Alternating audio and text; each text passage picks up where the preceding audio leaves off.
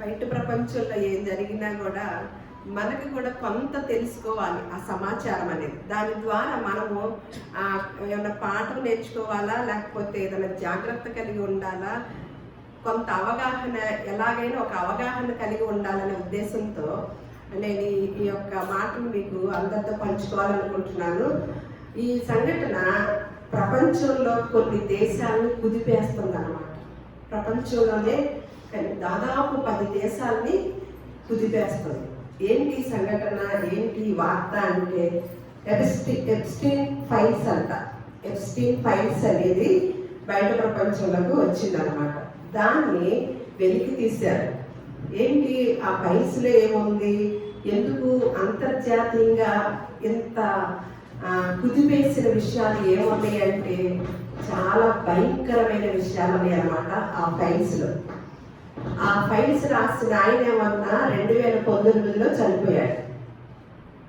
చనిపోవడమే కాదు కానీ చంపబడ్డాడు. అది కొంచెం అనుమానంగానే ఆ మరణం ఉందన్నమాట. అనుమానాస్పదంగానే ఉన్న ఆ మరణాన్ని బట్టి 2019లో జరిగిన సంఘటనలు ఆయన ఉన్న కాలంలో అన్ని ప్రతిదీ కూడా రాసిన ఆ ఫైల్స్ అనేది ఆయన ఉండగా 2019లో ఆయనకి ఒక కేసులో ఆయన జైలు శిక్ష అనుభవించవలసి వచ్చిందనమాట. 2019లో ఒక రకమైన కేసు ద్వారా ఆయనకి జైలు శిక్ష పడింది. ఆ జైలు శిక్షలో కూడా అప్పుడు కొన్ని విషయాలు వెలికిలోకి వచ్చినాయి. వెలికిలోకి వచ్చేసరికి దాని గురించి ఎంతైనా తెలుసుకోవాలి. 2019 జూలైలో ఆయన కోర్టు తీర్పు ద్వారా జైలు జీవితం గడపవలసి వచ్చింది అనమాట. 2019 మళ్ళీ ఆగస్టు నెలకల్లా ఆయన జైలులో ఆత్మహత్య చేసుకున్నాడు అని ఆ నినాదం తెలుసుకున్నారు. అయితే చాలా మంది ఏమన్నా అది టెక్నాలజీ ఉన్న జైలు కదా, ఆ జైలుకి సీసీ కెమెరాలు ఉంటాయి, అన్ని రకాల కట్టుదిట్టాలు ఉంటాయి అన్నమాట. కానీ ఆ రోజున సీసీ కెమెరాలు కూడా పనిచేయలేదంట. అసలు పని చేయకుండా ఉండటం అనేది ఉండదు, కానీ పని చేయలేదు. మొత్తానికి ఆయన ఆత్మహత్య అనేది ప్రశ్నగానే ఉండిపోయింది. కానీ ఆ సమయంలో కొన్ని ఫైల్స్లో కొన్ని విషయాలు బయటపడటం ద్వారా ఆయన రాసి ఉన్న ఆ ఫైల్స్లో ఎన్ని పేజీలు ఉన్నాయంటే కనీసం దాదాపు 60 లక్షల పేజీల ఫైల్స్ అంట. 2000 వీడియోలు అంట. 18,000 ఫోటోలు ఉన్నాయంట. 18,000 మంది ఫోటోలు, 2,000 వీడియోస్, దాదాపు 60 లక్షల పేజీలు కలిగిన ఫైల్ అన్నమాట. ఆ ఫైలు ఇలా ఇవన్నీ కూడా బయటికి రాగా అమెరికాలో ఉన్న ఆయన అనమాట. ఈయన అమెరికా సంబంధించిన ప్రజలందరూ కూడా ట్రంప్ని గెలిపించడానికి ఈ ఎప్స్టీన్ ఫైల్స్ అనేది మీరు బయటికి తీసుకొస్తే మేము మిమ్మల్ని గెలిపించి అధికారాన్ని ఇస్తాము, మీకు అధికారాన్ని ఇస్తామనే విధంతో ఆయన మాట తీసుకొని ఆయన గెలిపించడం జరిగింది. ఆయన సంతకం చేయటం, తప్పకుండా ఆ ఫైల్స్ని బయటికి తీసుకొస్తాను అని ఒప్పందం ద్వారా ఆయన అధికార పీఠం దక్కించుకున్నాడు అనమాట. అట్లా వెలికిలోకి వచ్చిన ఆ ఫైల్స్లో ఈ అన్నిట్లో కూడా ఇప్పుడు 60 లక్షల పేజీల నుంచి దాదాపు 30 లక్షల పేజీలు బయటికి వచ్చినాయి అనమాట.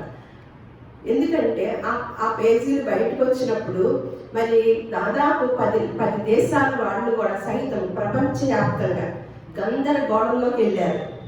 ఎవరెవరంటే ఇందులో రాజకీయ నాయకులు, అలాగే పెద్ద పెద్ద వ్యాపారవేత్తలు, అలాగే రాజా పుత్రులు, బిలియన్స్, అసలు పెద్ద పెద్ద వారందరి పేర్లు కూడా అందులో ఉన్నాయి అన్నమాట, ఆ ఫైల్స్లో ఉన్నాయి.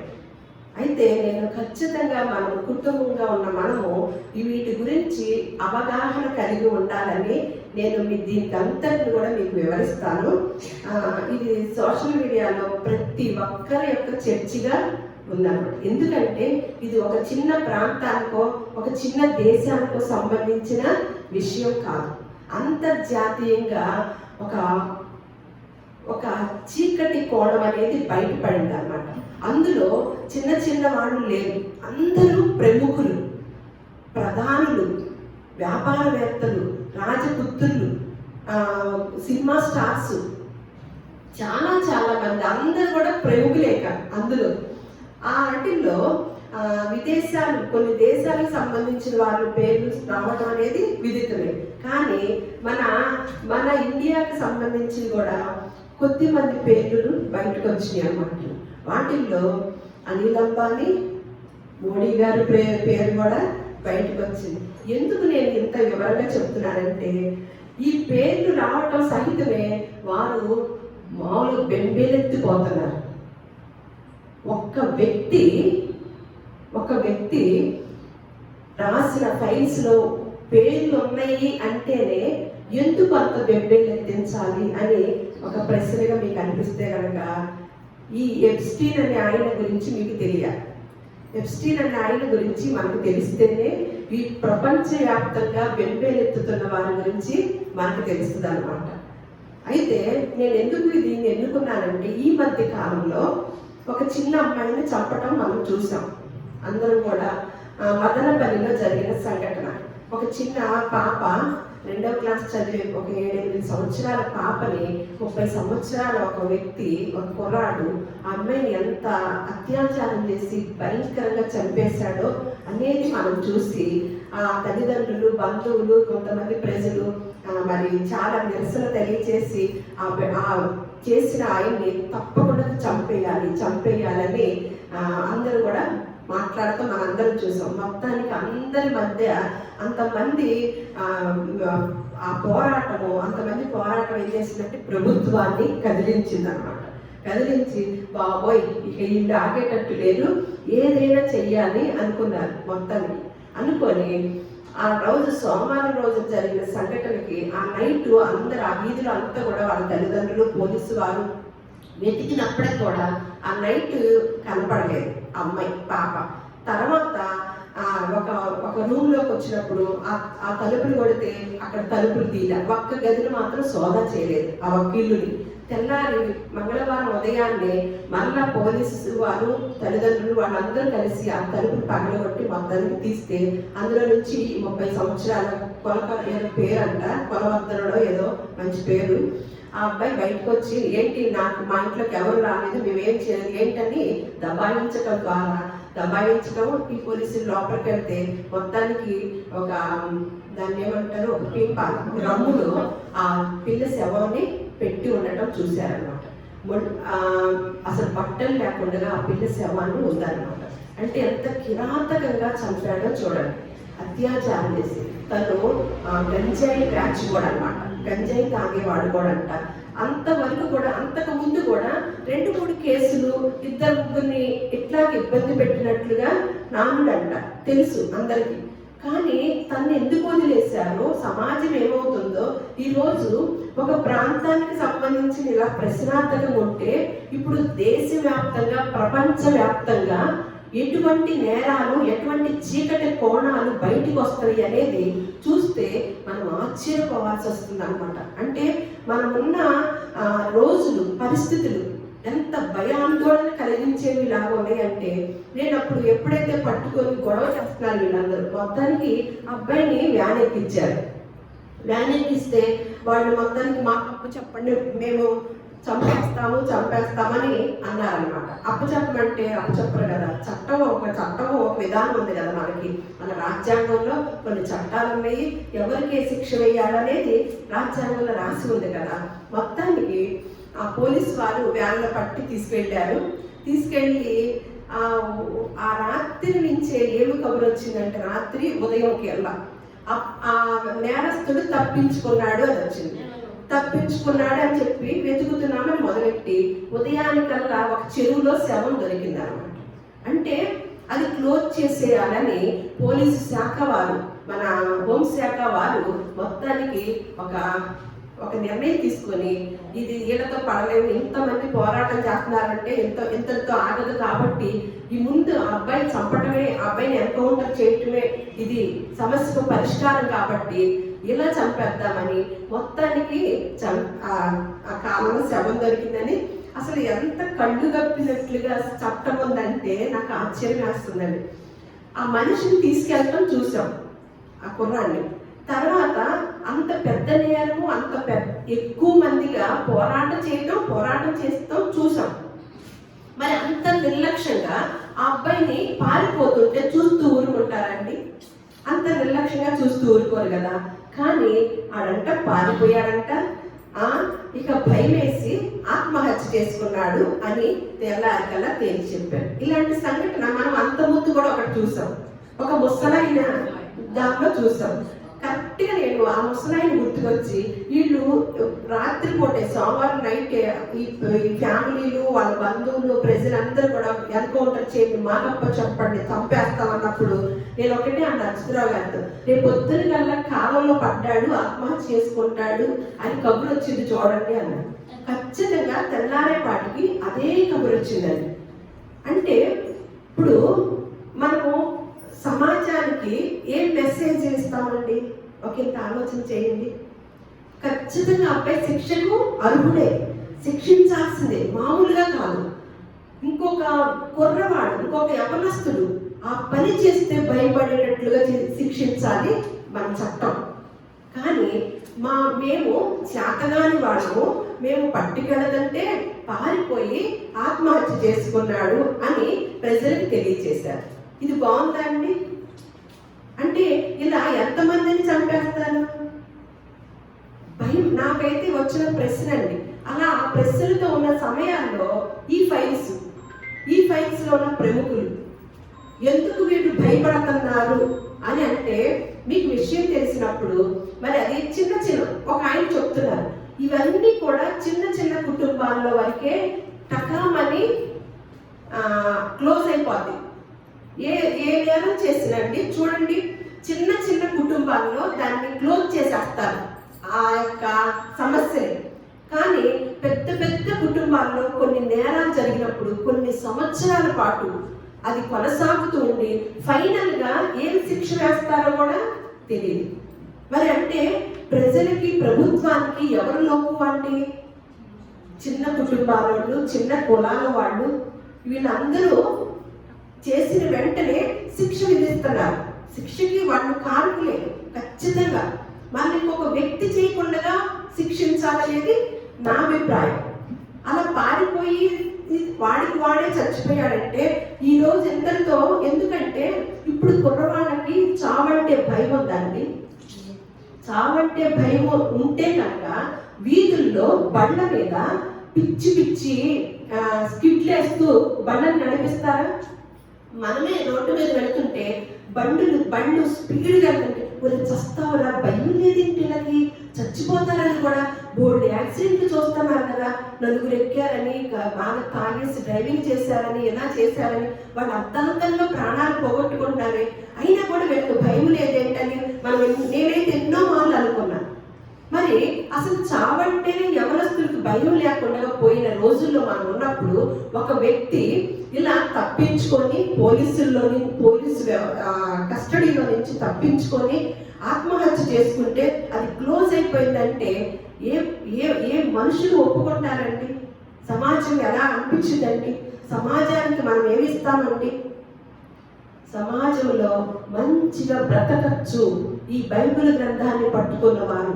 చిన్ననాటి నుండే ఈ యొక్క కట్టడిలో కనుక మన బిడ్డల్ని పెంచితే, చాలా మంది చెప్తూ ఉంటారు కాబట్టి నేరాలు ఘోరాలు జరిగినప్పుడు తల్లిదండ్రులు తప్పండి, సమాజాన్ని తప్పండి అని అందరి మీద నేరాలు వేస్తూ ఉంటాం. చచ్చిపోయా అది ఆ ఘోరం జరిగాక మళ్ళీ ఒక 10 రోజులు అయ్యాక మళ్ళీ సర్దుబడిగింది, మళ్ళీ ఏ మూలో ఇంకొక మూల ఇంకొకటి తయారవుతారు. అంటే దీనికి ఒక కట్టడంటూ లేదా?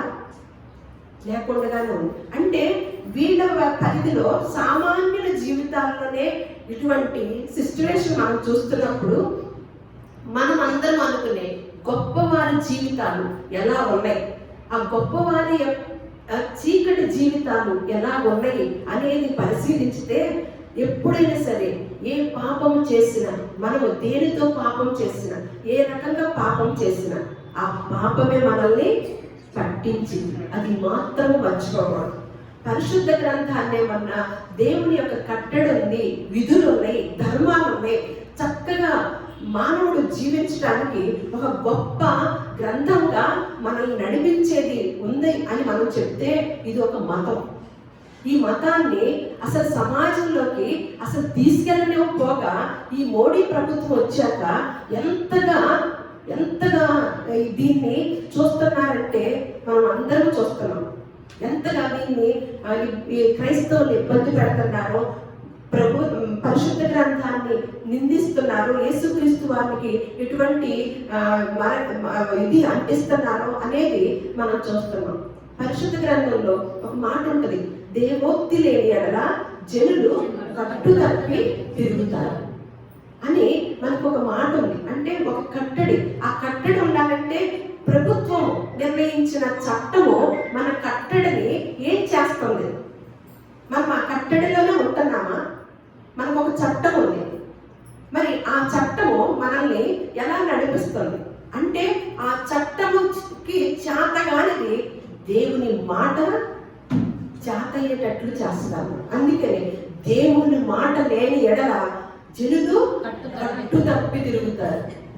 ప్రభుత్వం చట్టం కాదు, మీ చట్టం లేని ఎడల ప్రజలు కట్టు తప్పి తిరుగుతారు. లేదు, ఇంకా ఎక్కువ తిరుగుతారు, భయం లేకుండా తిరుగుతారు. కానీ దేవుని మాట ఉంటే క్రమంగా జీవిస్తారు. సమాజానికి, కుటుంబాలకి, దేశానికి, ప్రాంతాలకి, ప్రపంచానికి గొప్ప మార్గదర్శకులుగా నిలబడతారన్నమాట.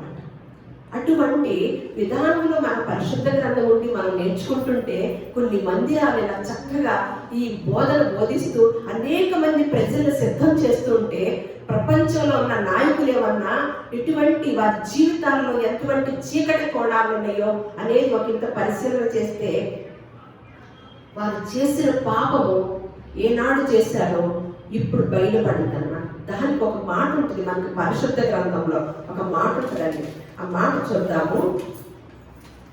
మత్తయి సువార్త, లూకా సువార్త 8వ అధ్యాయం 17వ వచనంలో, తేటపరచబడని రహస్యమేదియు లేదు, తెలియజేయబడకయు బయలుపడకయు ఉండు మరుగైనదేదియు లేదు అని పరిశుద్ధ గ్రంథంలో యేసుక్రీస్తు వారి కాలంలో చెప్పడం జరిగింది. లూకా సువార్త 8వ అధ్యాయం 17వ వచనంలో ఈ మాట చెప్పబడినాను. అంటే రహస్యమైన పాపాలు వెలుగులోకి వస్తాయంట. మనం ఏమనుకుంటామంటే రహస్యములో చీకటిలో చేస్తున్న పాపాలు ఎవరు చూడరు అనుకుంటాం. కానీ ఏ భయం ఉండాలంటే చీకటిలో చేసిన, గదిలో చేసిన ఒక ఆయన ఉన్నాడు, అన్ని చూస్తున్నాడు, అన్ని మరుగులో ఉన్నాయన్నీ బయటికి తీసుకొస్తాడు అనే భయం ఎప్పుడైతే కలిగిద్దో అప్పుడే మనం చీకట్లోనూ పాపం చేయు, వెలుగులోనూ కూడా అలాగే ఉంటాము.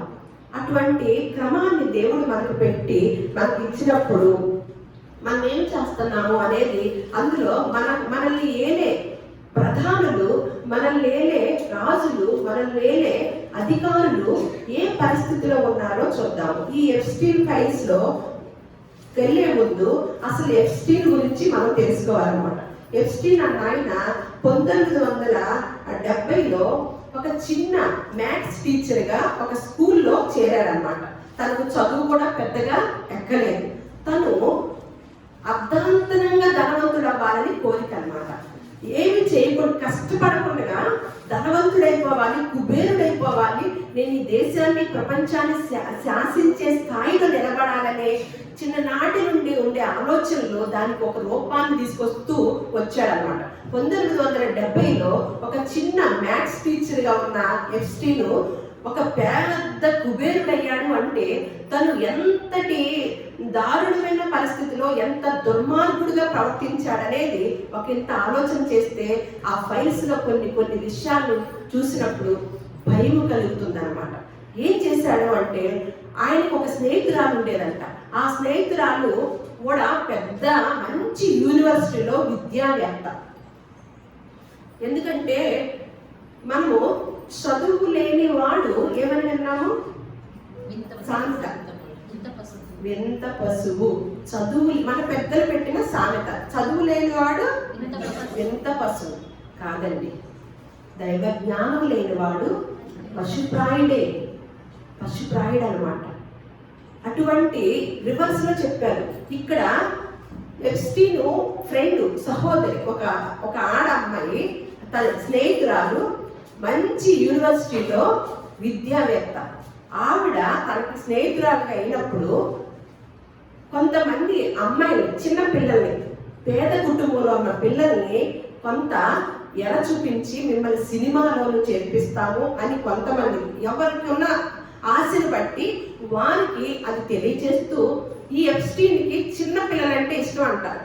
పెద్ద పెద్ద వాళ్ళు ఇష్టపడిన కనీసం 14 సంవత్సరం లోపు పిల్లలే వీరికి ఇష్టం అంట. ఆ పిల్లలతో ఎన్ని వేషాలు వేయాలో అన్ని వేషాలు వేశాడు. దాదాపు 3 లక్షల మంది అమ్మాయిల్ని పాడు చేశాడంట. 3 లక్షల మంది అమ్మాయిల్ని చంపేశాడంట, నరక యాతన పెట్టి. ఈ అమ్మాయి ఒక ఎర వేసి స్కూళ్ళకి వెళ్ళటము, మీకు పేద కుటుంబాల వాళ్ళని ఎన్నిక చేసుకోవటము, మీకు ఈ డబ్బులు ఇస్తాను అని, డబ్బుకు ఆశపడే వాళ్ళు ఉంటే దాన్ని చూపించడము, లేదు సినీ ఫీల్డ్కి వెళ్ళాలని ఆశ కలిగి ఉండే వాళ్ళు ఉంటే మీకు సినిమాల్లో అవకాశాలు ఇస్తామని చూపించి ఆ పిల్లల్ని తీసుకొచ్చి ఎప్స్టీన్కి అప్పగించేదంట. ఎప్స్టీన్ ఏం చేశాడంటే మెల్లమెల్లగా ఒక ఐలాండ్నే స్వాధీనం చేసుకున్నాడంట. ఒక ద్వీపాన్ని అంటే ఎక్కడో ఒక చోట ఒక కట్టడాన్ని కట్టాడనమాట. ఒక ప్యాలెస్ లాగా, ఒక ద్వీపంలో ఒక గొప్ప ప్యాలెస్ లాగా కట్టి, దానికి అడుగడుక్కి కూడా సీసీ కెమెరాలు, అన్ని ఫోటోలు తీసేవి అన్నీ కూడా ఉంటాయి అన్నమాట. అక్కడికి తీసుకొచ్చేది ఈ అమ్మాయి ఆ పిల్లల్ని. అక్కడ ముందుగా వారిని ఇబ్బంది పెట్టేసి, వారిని ఫోటోలు తీసేసి, వారి మీద అత్యాచారాలు చేసి, అవన్నీ కూడా ముందు అయ్యాక వాళ్ళకి చూపించేవారు అనమాట. ఎప్పుడైతే అవి చూసేసారో బ్లాక్ మెయిల్ చేసేవాడంట. ఇక మీ తల్లిదండ్రులు చంపుతాము, మీరు కనుక ఈ విషయాన్ని ఎవరికన్నా చెప్తే మేము మిమ్మల్ని చంపేస్తాము అని వాళ్ళ ద్వారా ఇంకా కొంతమందిని తీసుకొచ్చేటట్టు. అట్లా కొన్ని లక్షల మంది అమ్మాయిల్ని, చిన్న పిల్లల్ని తీసుకురావటము. తర్వాత ఆ దీపంలో ఇంకొక ఐలాండ్ తీసుకొని ఒక క్షుద్ర పూజలు, బలులు, చిన్న పిల్లల్ని బలులు ఇవ్వటము, ఆ రక్తాన్ని, ఆ బలులు, ఆ తాగటము, ఆ చిన్న పిల్లల మెదడులు తింటము, ఆహారంగా చిన్న పిల్లల్ని తినేసేవారు గాను.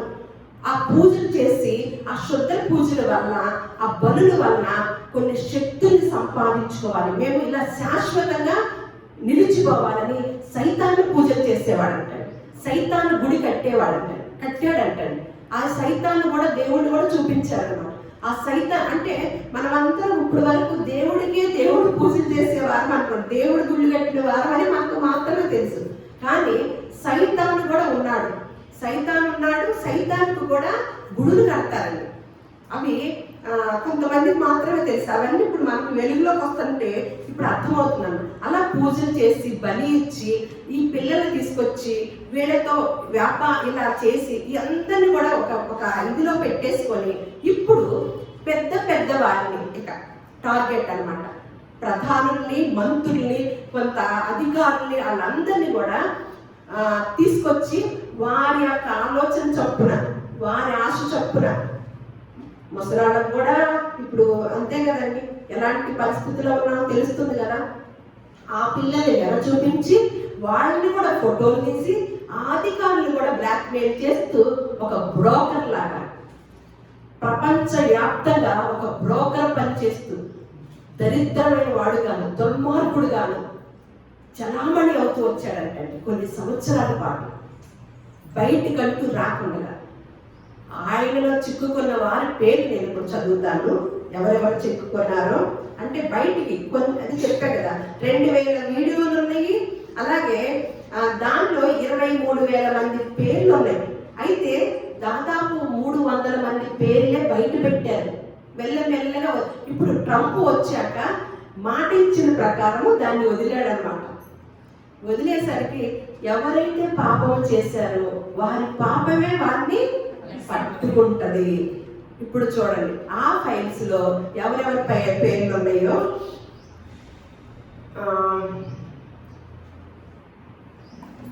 బిల్ గేట్స్, ఓకేనా, Elon Musk, Anil Ambani, Trump, Elizabeth కుమారుడు, Bill Clinton, George Bush, Putin, Michael Jackson, Modi, Aishwarya Rai, ఇంకా చాలా మంది పేర్లు ఉన్నాయి అన్నమాట. చాలా మంది పేర్ల నుండి ఈ పేర్లు బయటకు వచ్చేసరికి ఇప్పుడు మేము కాదు అని, ఎందుకంటే ఒక చెయ్యరాని కార్యం చోట మనం ఉన్నాము అంటే ఏమి జరిగిందండి? ఉన్నాము అంటే ఏమవుతుంది? మనం చెప్పుకోవటానికి ఇష్టపడమా? సిగ్గుపడతాం కదా, ఇష్టపడం కదా.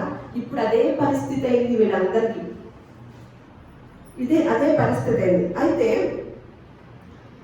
భారతదేశం నుంచి కూడా వచ్చినాయి కాబట్టి పేర్లు.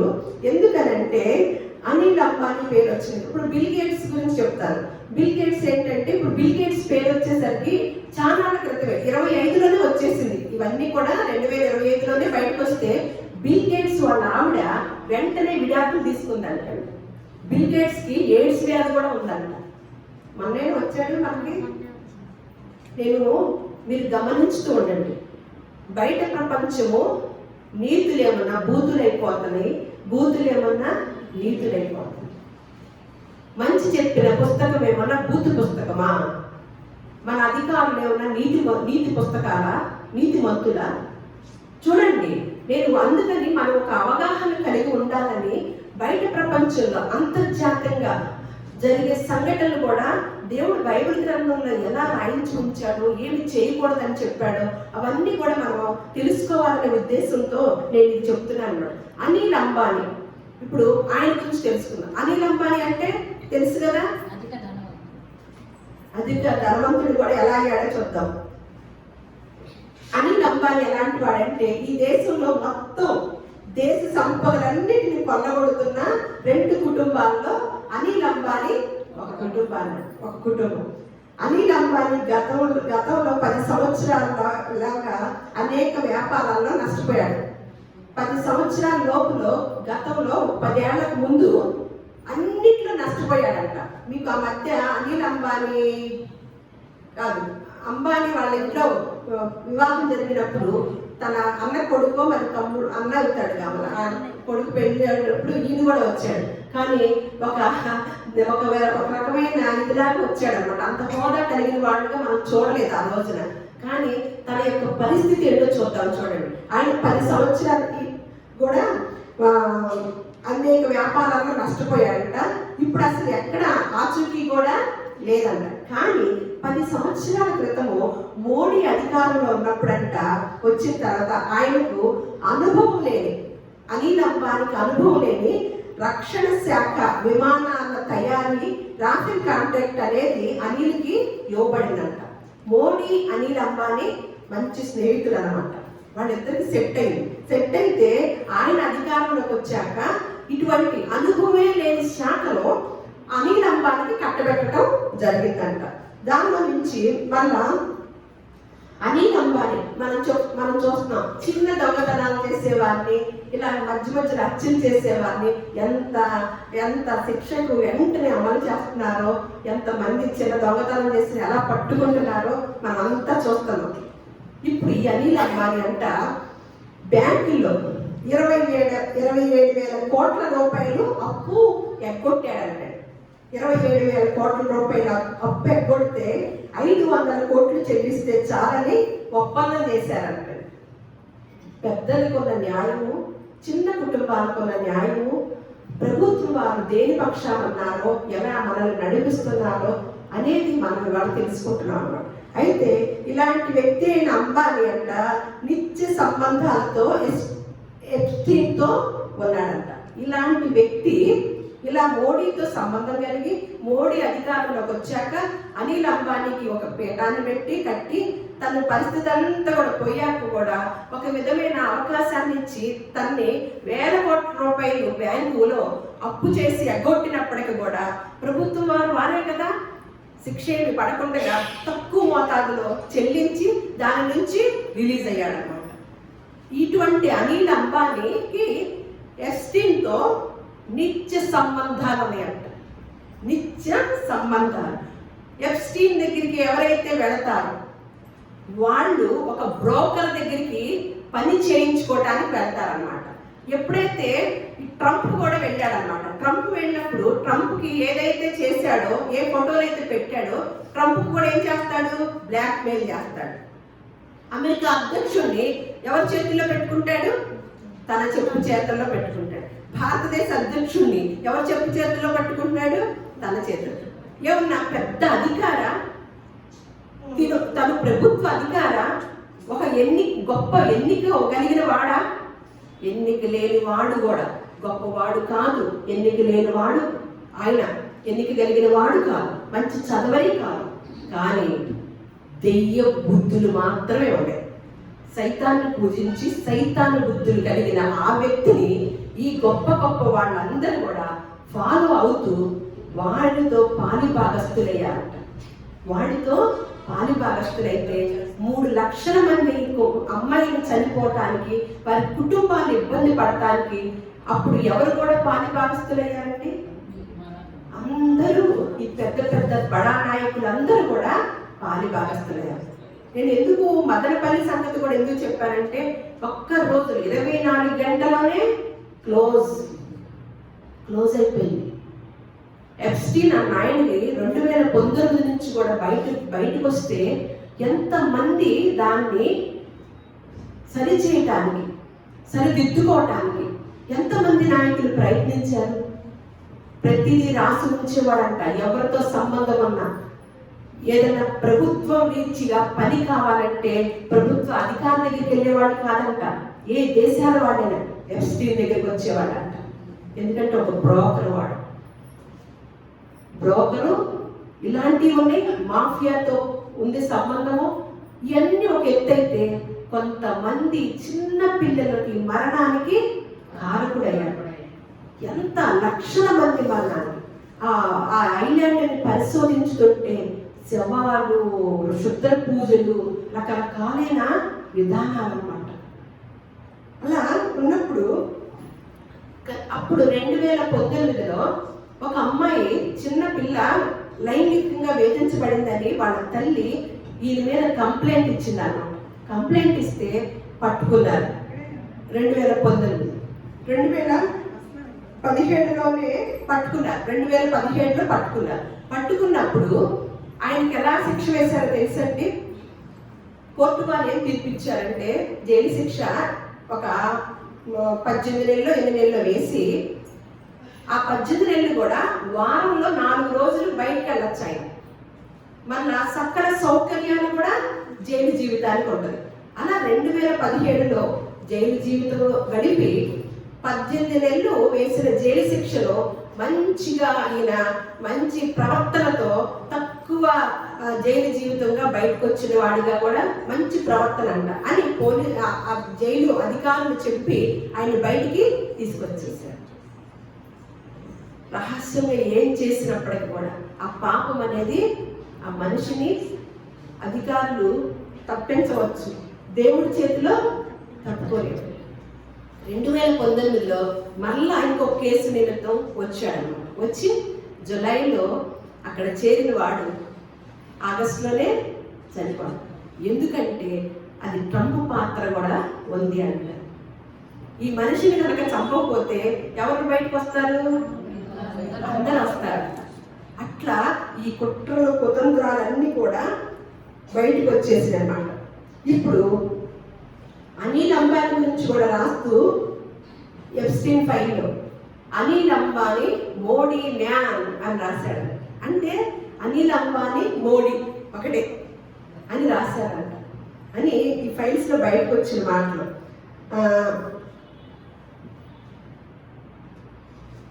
మళ్ళీ ఇందులో ఒక మంత్రి, కేంద్ర మంత్రిగా ఉన్న హర్దీప్ సింగ్ అని ఆయన పేరు కూడా బయటకు వచ్చిందంట. ఇప్పుడు కంగారు పడుతున్నారంట. ఒక దేశ ప్రధాని, ఒక దేశ మంత్రి అయితే రాజీనామా కూడా చేసి మెల్లగా తప్పుకున్నాడంట. ఇప్పుడు ఎవరి పేర్లు బయటకు వస్తాయో, ఎవరు చేసిన తప్పులు బయటకు వస్తాయో అని చాలా మంది చాలా భయంగా ఉందంట. చాలా ఈమెయిల్స్ కూడా రాశారంట మోడీ అనిల్ అంబానీ గురించి. అలాగే ఇప్పుడు ఏం చేస్తున్నారంటే ఆ నేరస్తుల్ని సమర్థించుతున్నారండి. ఆయన ఏదో నాశనంగానే సరిపోద్దా, మేము తప్పు చేసిన వాళ్ళమా అని ఇప్పుడు చాలా మంది ఏం చేస్తున్నారేమో నేరస్తుల్ని సమర్థించడానికి దిగజారిపోతున్నారంట. దేశం ఎక్కడ పోతుందండి? ఎక్కడ పోతుంది? మన మతం అయితే చాలు, మన ఆవిడైతే చాలు, దాన్ని ఏం చేస్తారు? సమర్థించుతారు. మన మతం కాకపోతే కుదరదు, దాన్ని వెలికి తీస్తారు. మనోడైతే కప్పి పెడతారు. అది సహజమే కదా, ప్రజల యొక్క సహజం. ఒక సాధారణ టీచర్ నుండి వేల కోట్ల ఆస్తి ఎలా సంపాదించాడు అని ఎవరన్నా అడిగారా? ప్రశ్నించారా? ఏం చేసి సంపాదించాడు, ఎంతమంది వస్తున్నారు, ఎంతమందిని బ్రోకర్ పని చేసి ఎంతమందిని తన చెప్పు చేతుల్లో ఉంచుకున్నాడు అని ఎప్పుడైనా ఎవ్వరు అనుకోవట్లేదు అన్నమాట. అందుకనే బైబిల్ గ్రంథంలో కొన్ని మాటలు చూద్దాము. 2008లోనే దోషిగా తేలాడంట. అలాగే మన 2009లో 2017లో అలాగే 2005లో చేసింది లైంగిక వేధింపులకి కేసు పెట్టారంట. 2008లో మళ్ళా దోషిగా నిర్ణయం చేశారంట. 2017లో దోషిగా నిర్ణయం చేశారంట. మొదలటము దోషిగా అంటము. మరి ఇటువంటి నేరాలు చేసే వారిని తెలిసినప్పుడు ఇప్పుడు మదనపల్లిలో ఆ అబ్బాయి గురించి ఇప్పుడు చెప్తున్నారు. ఏమనంటే అంతకు ముందే తను నేరాలు చేసిన వాడుగా గుర్తించారు. మరి చేసినప్పుడు అప్పుడు ఏమయ్యారు? దాన్ని ఎందుకు ఖండించటం లేదు? పెద్ద పెద్ద నాయకులే ఇలాంటి తప్పులు చేస్తే మనం ఎవరిని మార్గదర్శకులుగా పెట్టుకోవాలండి? ఎవరిని మార్గదర్శకులుగా పెట్టుకోవాలి? ఎవరిని అనుసరించాలి? మంచి మాటలు మనకి నేర్పించే పరిశుద్ధ గ్రంథం ఏమన్నా మత గ్రంథమా? ఆ పరిశుద్ధ గ్రంథము వాళ్ళు అనుకునే ఆ మత గ్రంథంలో ఎన్ని మాటలు దేవుడు రాయించాడో, దేన్ని కూడా నేరంగా పరిగణించాడో ఇక్కడ చూద్దామన్నమాట. ఓబద్య గ్రంథము 1:15. యెహోవా దినము అన్ని జనులందరి మీదకి వచ్చుచున్నది. అప్పుడు నీవు చేసినట్టే నీకును చేయబడును, నీవు చేసినదే నీ నెత్తి మీదకి వచ్చును. మత్తయి సువార్త 26:52 యేసుక్రీస్తు వారు చెప్పిన మాట. కత్తి పట్టుకొని వారందరూ కత్తి చేతనే నశిస్తురు. ఇర్మియా గ్రంథము 6:14 ఏమని రాస్తున్నాడంటే ఇర్మియా భక్తుడు ప్రవక్త, వారు తమ హేయ క్రియలు అల్పులేమి ఘనులేమి వారందరూ మోసము చేసి దోచుకొని వారు. ఇర్మియా గ్రంథం 6:14 అన్నమాట. ఏంటంట? బయట ప్రపంచం ఇప్పుడు ఏమనుంది? ఎవరెవరు ఉన్నారండి ఇందులో? అల్పులేమి ఘనులేమి వారందరూ కూడా మోసము చేసి దోచుకొని వారే. మళ్ళీ ఇర్మియా గ్రంథము 6:15 కూడా వారు తాము ఏ క్రియలు చేయుచున్నందున సిగ్గుపడవలసిన వచ్చిన కానీ వారు ఏమాత్రమును సిగ్గుపడరు. అవమానము నొందితిమని వారికి తోచనే లేదు. కనుక పడిపోవు వారితో వారు పడిపోవుదురు. నేను వారిని విమర్శించు కాలమున తొట్టిల్లుదరని యెహోవా సెలవిస్తున్నాడు. వారు అంట, చూడండి ఈ మాట క్రీస్తుకు పూర్వమే దేవుడు రాయించిన ప్రవక్త ద్వారా రాయించిన మాట అండి. వారు తాము ఏ క్రియలు చేయుచున్నందున సిగ్గుపడవలసి వచ్చును గాని వారు ఏమాత్రం కూడా సిగ్గుపడకుండా ఎలా ఉంటున్నారంటే సమాజంలో గొప్పవారుగా, ఘనులుగా, అధికారులుగా ఉంటున్నారన్నమాట. అవమానము నొందితిమని వారికి తోచనే లేదు. గనుక పడిపోవు వారితో వారు కూడా పడిపోదు. ఇర్మియా గ్రంథము 23:10 కూడా చూద్దాము. ఇర్మియా గ్రంథము 23:10.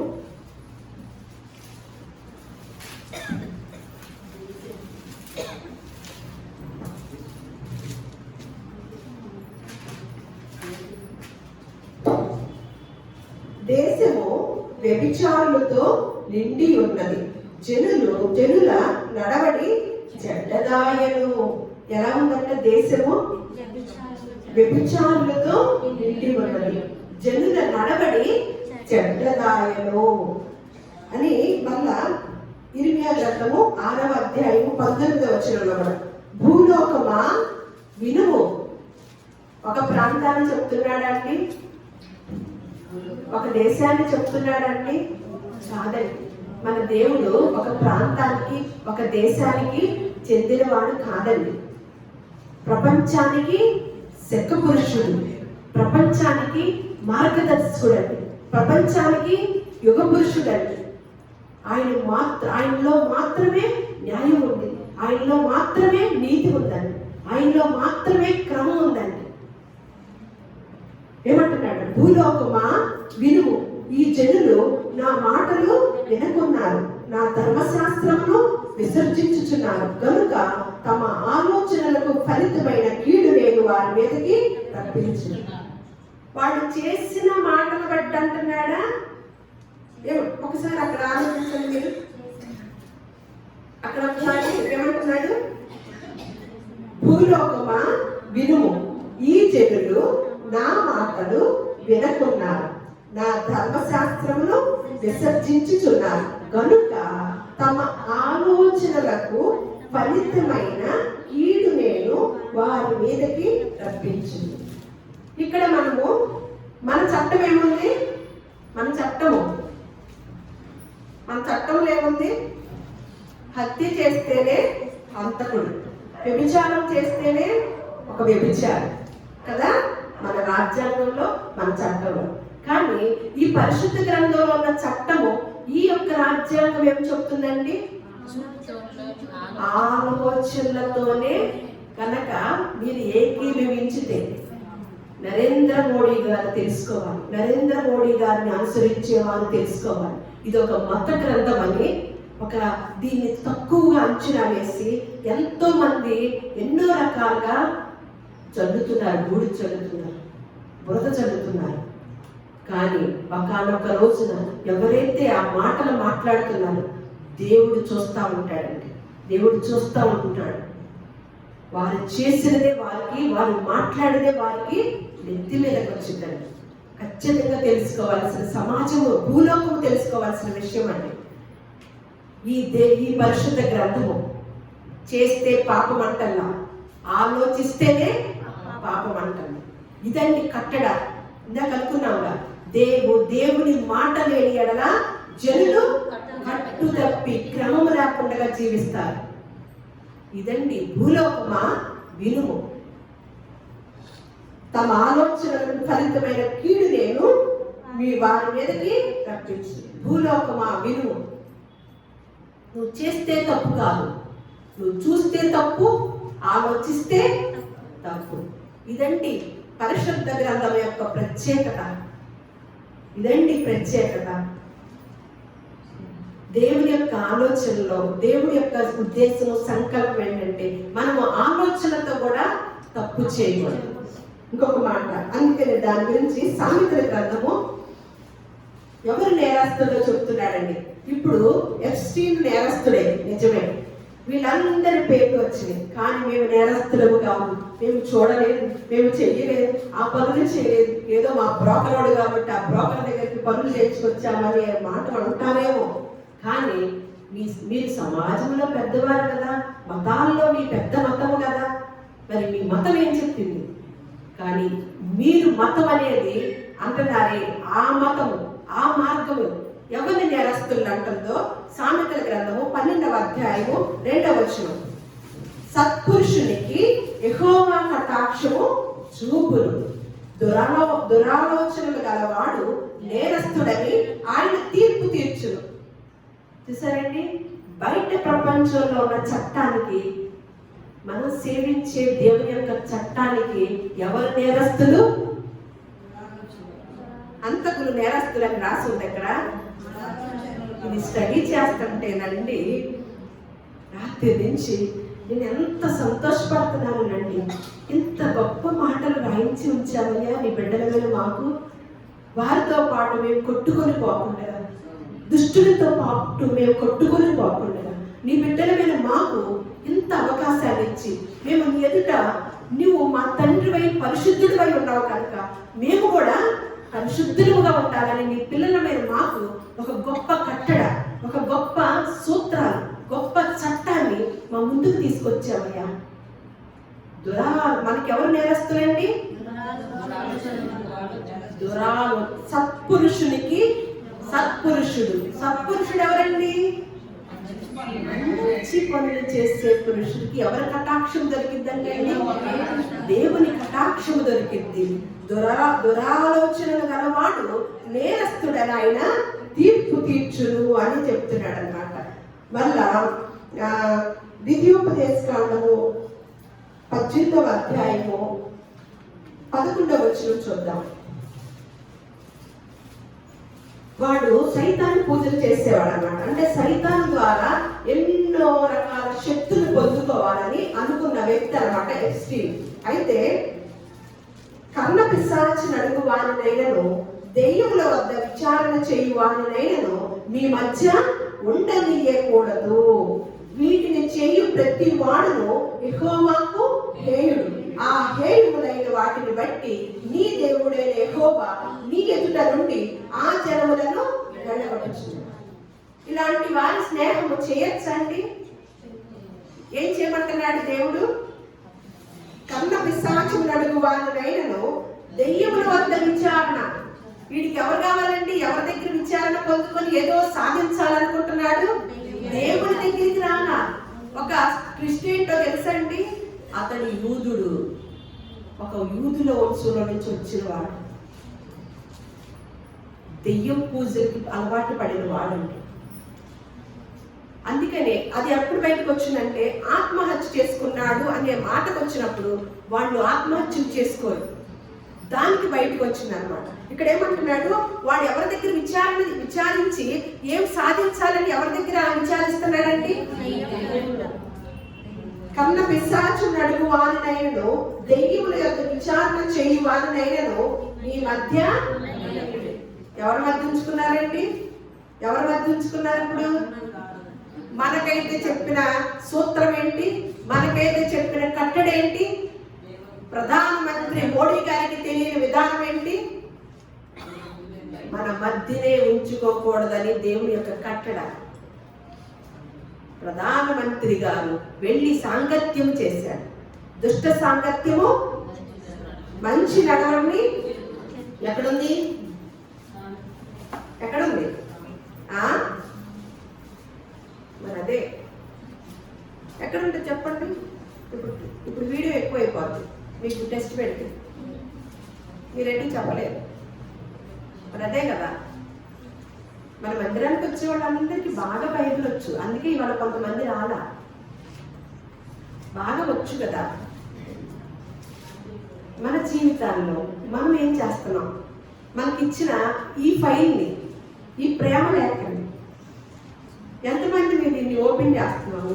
ఎంతమంది మీరు వీటిని అనుసరిస్తున్నాము? ఎక్కడుందంటే ఏం చెప్తున్నారు? సరే, కొత్త నిబంధనలో ఉంటుందా పాత నిబంధనలో ఉంటుందా? అదన్నా చెప్పండి. ఈ మాటలు మన పిల్లలకి చిన్ననాటి నుండి చెప్పాలి. కరెక్ట్గా మన పిల్లలకి చెప్పవలసిన మాటని మనం ఎక్కడ పెట్టుకున్నాము? మన పరిధిలోనే పెట్టుకోవాలి. ఎందుకంటే తెల్లారు వేస్తే ఏం చెప్పాలి మన పిల్లలకి? నానా, దుష్ట సాంగత్యము మంచి నడవడిని చెరిపేస్తుందమ్మా, నీ స్నేహితులు ఎలాంటి వారు జాగ్రత్తగా చూసుకోమ్మా. ఇది ఎప్పుడు చెప్పాల్సిన మాట, చెప్పకూడని మాట? మరి ఎప్పుడు చెప్పవలసిన మాటని ఎక్కడ ఉంచుకున్నాము? ఎక్కడ ఉందంటున్నాము? పాత నిబంధనలో ఉందంటున్నాము. మీరందరూ కూడా వచ్చే శుక్రవారం నుంచి కంటిన్యూగా ప్రతి శుక్రవారం, ఒక్క శుక్రవారం మానేసినా కూడా మిమ్మల్ని బయట నుంచి వెళ్తాం. ఆదివారం మీకు పూర్తిగా బైబిల్ గ్రంథం వస్తే లోపలికి వస్తారు, అది పనిష్మెంట్. లేదు కంటిన్యూ వస్తాం, మేము బయట నుంచోము, సమాధానం తర్వాత మెల్లమెల్లగానే చెప్తామంటే ప్రతి శుక్రవారం కంపల్సరీగా ఇక్కడ రావాలి. కొరింథీయులకు రాసిన పత్రిక, మొదటి పత్రిక 15వ అధ్యాయము 33వ వచనం చూడండి. దుష్ట సాంగత్యము మంచి నడవడిని చేర్పును, నీతి ప్రవర్తన గలవారై మేల్కొని పాపము చేయకుడి. దేవుని గురించిన జ్ఞానము కొందరికి లేదు, మీకు సిగ్గు కలుగొట్టుగా ఇట్లు చెప్పుచున్నాను. వాళ్ళకేమి లేదు, వాళ్ళకేమి లేదు. దేవుని గురించిన జ్ఞానము ఇక్కడికి వచ్చాక ఎక్కడైనా గమనించండి. మళ్ళీ మీ మాటలు మీరు అడావడి. దేవుని గురించిన జ్ఞానము మనకుందా? ఆ ఫైల్స్ లో ఉన్న వారికి ఉందా? ఎవరికి ఉంది? మోడీ గారు ఏం చేయాలి? నిజంగా మంచి వ్యక్తి అయితే, మంచి వ్యక్తి నిజంగా నిజంగా ఎవరిని నమ్మాలో తెలియట్లేదండి. తనకి ఏమైనా కుటుంబం ఉందా? లేదు. తను దేశానికి అంకితమైపోవాలి. ఒక్క రిమార్క్ కూడా రాకూడదు. మన యేసుక్రీస్తు వారు ఏమన్నా, నాలో ఏ పాపం ఉన్నదాన్ని మీరు స్థాపించగలరా అని ధైర్యంగా చెప్పగలిగాడండి. ఆయన మనకు మార్గదర్శకుడై కూర్చున్నాడు అనమాట. ఇప్పటికి 2025 సంవత్సరాలు అయినప్పటికి కూడా, 26 వచ్చినప్పటికి కూడా ఎంతమందిగా మనం కొనసాగుతూ ఇంకా మమేకమవుతున్నామంటే ఆయనలో ఉన్న గొప్ప విశిష్టత, ఆయనలో ఉన్న గొప్పతనం. ఆయన ఏదైతే చెప్పాడో అది చేసి చూపించాడు. ఏదైతే చేసి చూపించాడో అదే ఫైల్లో పెట్టాడు. అదండి మన దేవుని ప్రత్యేకత. దుష్ట సాంగత్యము మంచి నడుపుడు మేము వెళ్ళలేదండి అంటాం. వాడు దుష్టుడు కదా, వాడు దుర్మార్గుడు కదా. అసలు ఆ దుర్మార్గుడి దగ్గరికి ఛాయలకు కూడా వెళ్ళకూడదు, మన మధ్యలో కూడా ఉంచకూడదని దేవుని చట్టం. మరి నిత్యము సహవాసం చేశారని ఆల్ ఫైల్స్. మరి ఏం చేయాలి? ఇది మత గ్రంథమా? ఇది మార్గాన్ని చూపించే మహా అద్భుతమైన గ్రంథం అన్నమాట. ఇక్కడేమంటున్నాడు? దుష్ట సాంగత్యము మంచి నడవడికి చెప్పులు, నీతి ప్రవర్తన గలవారై మేల్కొని, వాళ్ళు అది కూడా పాపము చేయకుడి. దేవుని గురించిన జ్ఞానం కొందరికి లేదు కాబట్టి మీకు సిగ్గు కలుగుటికే వారిని గుర్తు చేయవలసి వస్తుంది అని పౌలు భక్తుడు కొరింథీ సంఘానికి రాశాడు. కొరింథీ సంఘం కూడా ఎలాంటి సంఘమో తెలుసండి? అందులో జాగ్రత్వం ఉంటుందండి. అందుకనే మన కొరింథీ సంఘం 1 కొరింథీ రాసిన పత్రిక 5:2 చూద్దాము. ఎందుకు ఈ మాట రాయవలసి వచ్చిందో పౌలు గారు చూడండి. 5వ అధ్యాయం 1 కొరింథీ పత్రిక 5వ అధ్యాయం. మీలో జాగ్రత్వం ఉన్నదని వదంతి కలదు. 2వ వచనం. ఇట్లుండి మీరు ఉప్పొంగుచున్నారే గాని మీరెంత మాత్రము దుఃఖపడి ఇలాంటి కార్యం చేసిన వారిని మీలో నుండి వెలివేసిన వారు కాదు. అబ్బా, సువర్ణాక్షరాలతో లిఖించబడిన మాట రాసి ఉంచాడండి పౌలు భక్తుడు. కొరింథీ సంఘము కూడా ఇప్పుడు ఎప్స్టీన్ దగ్గర ఉన్న భక్తుల్లాగానే ఎప్స్టీన్ చేసిన విధానంలోనే కొనసాగుతూ ఉందంట. అలా మీలో జాగ్రత్త ఉందని నాకు ఒకటి మాట వినపడింది. ఇట్లాగే ఉంటే కనుక అని చెప్పుకొస్తున్నాడు అనమాట. ఏమని? దీని గురించి మీరు ఉప్పొంగుచున్నారే. ఉప్పొంగవలసిన విషయాల్లోనేమన్నా ఉప్పొంగకుండగా ఉప్పొంగని విషయాల్లో ఉప్పొంగే తత్వాలు మనం బయట ప్రపంచంలో సమాజంలో చూస్తూ ఉంటామండి. అవునా కాదా?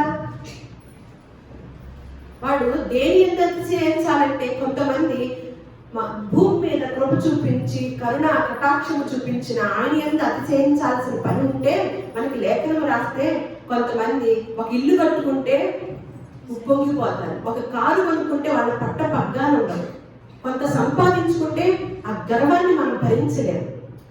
చూసారా? దేని ఎందు అతిశయించాలో, దేని ఎందు ఉప్పొంగాలో రాసి పెట్టి ఉంచినప్పుడు, నేను ఎవరు బయట వాళ్ళ గురించి చెప్పట్లేదండి, దేవుడిని ఎరిగిన ప్రజల గురించి చెప్తున్నాను. వాళ్ళలో ఉన్న అహంకారం, గర్వము, ఒకటి కొనుక్కుంటే చాలు వాళ్ళని పట్టలేము, వాళ్ళని చూడలేము, వాళ్ళని పట్టుకోలేము. అందుకనే ఏమంటున్నాడు? మీలో నుండి ఏం చేయమంటున్నాడు? ఇట్లుండి మీరు ఉప్పొంగుచున్నారే కానీ మీరెంత మాత్రం కూడా ఇలాంటి కార్యాన్ని బట్టి దుఃఖపడతలేదు. ఇలాంటి కార్యం చేసిన వాడు మీలో కనుక ఉంటే వాడిని ఏం చేయమంటున్నాడు? వెలివేయాలంట. మన అంతర్జాతీయ ప్రముఖులు ఎపిస్టీన్ ని వెలివేశారా? సహవాసం చేశారా? మనకైతే ఏమి రాసిందండి? ఇది మత గ్రంథమా? ఇది మత గ్రంథమా? ఏం చేస్తున్నాడు, వెలివేయమన్నాడు. కానీ వీళ్ళు ఏం చేస్తారు, ఆ ఫైల్స్ బయటపడేదాకా కూడా వాడితో సాంగత్యము, వాడితో కార్యకలాపాలు, బిజినెస్ విషయాలు అన్నిటిని కూడా అనుసంధానమై ఉన్నారు. కానీ మనం సేవించే దేవుడు, పరిశుద్ధుడైన దేవుడు, ఇలాంటి వారు కనుక మీ మధ్య ఉంటే వెలివేయండి. దుష్ట సాంగత్యము ఎందుకు వెలివేయాలంటే, దుష్ట సాంగత్యము మంచి నడవను కూడా చెప్పేస్తుంది. జాగ్రత్త. ఎందుకు ఈ మాట నేను ఈరోజు చెప్పాలంటే, ఈ మాటను బట్టేనండి బయట ప్రపంచం అంతా కూడా న్యాయం అనేది లేదండి, నీతి అనేది లేదు. ఇప్పుడు ఏ అధికారిని నమ్మాలో కూడా మనకు తెలియదు. ఒకవేళ అధికారుల దగ్గర నుంచి న్యాయం వస్తుందన్నా కూడా సున్నా. వాళ్ళు ఏదైనా చేస్తారు, ఎలా అయినా మార్చేస్తారు, కానీ న్యాయం మాత్రము జరగదు. వాళ్ళది చాతగానే తనం. మళ్ళా ప్రకటన గ్రంథము 18వ అధ్యాయము 2-3 చూసి ముగించేసుకున్నాం. ప్రకటన గ్రంథము 18వ అధ్యాయం. అతడు గొప్ప స్వరముతో ఆర్భటించి ఇట్లైన, మహాబబులోను కూలిపోయెను, అది దెయ్యములకు నివాస స్థలమును, ప్రతి అపవిత్రాత్మకు ఉనికి పట్టును, అపవిత్రమును అసహ్యమునైన ప్రతి పక్షికి ఉనికి పట్టును ఆయను. ఏలయనగా సమస్తమైన జనములు మహోద్రేకముతో కూడిన దాని వ్యభిచార మద్యము తాగి పడిపోయి, భూరాజులు దానితో వ్యభిచరించి, భూలోకమందరి వర్తకులు దాని సుఖభోగముల వలన ధనవంతులైన. 10 చివరిలో, అయ్యో అయ్యో బబులోను మహాపట్టణమా, బలమైన పట్టణమా, ఒక్క గడియలోనే నీకు తీర్పు వచ్చును కదా అని చెప్పుకుంటుండు. మనకి ఏదంటే మహాపట్టణం అని మన పిల్లల్ని తెగ పంపిస్తూ ఉంటాము. అదేమవుతుందో దానికి గతి ఏంటో తెలుసండి. అయ్యో అయ్యో బబులోను మహాపట్టణమా, బలమైన పట్టణమా, ఒక్క గడిలోనే నీకు. ఎప్స్టీన్ ఫైల్స్ లో ఎక్కువగా ఉచ్చరించిన పదంలో ట్రంప్ పదం ఉందంటే, నెక్స్ట్ ఏం జరిగిందో తెలీదు, ఏమి అవుతుందో తెలీదు, ఎలాంటి పరిస్థితులు ఉంటాయో మనకి భూలోకంలో తెలియదు. పెద్ద పెద్ద వాళ్ళు సైతం కూడా దారుణాలు, మారణకాండలు, వ్యభిచారాలు, పిల్లల విషయాల్లో, నిజంగా పిల్లల విషయంలో తప్పు చేసిన వారిని ఎవరిని కూడా వదలకూడదండి. మన ప్రభు యేసుక్రీస్తు ఒకటే మాట్లాడారు, ఇలాంటి వారిదే పరలోక రాజ్యం.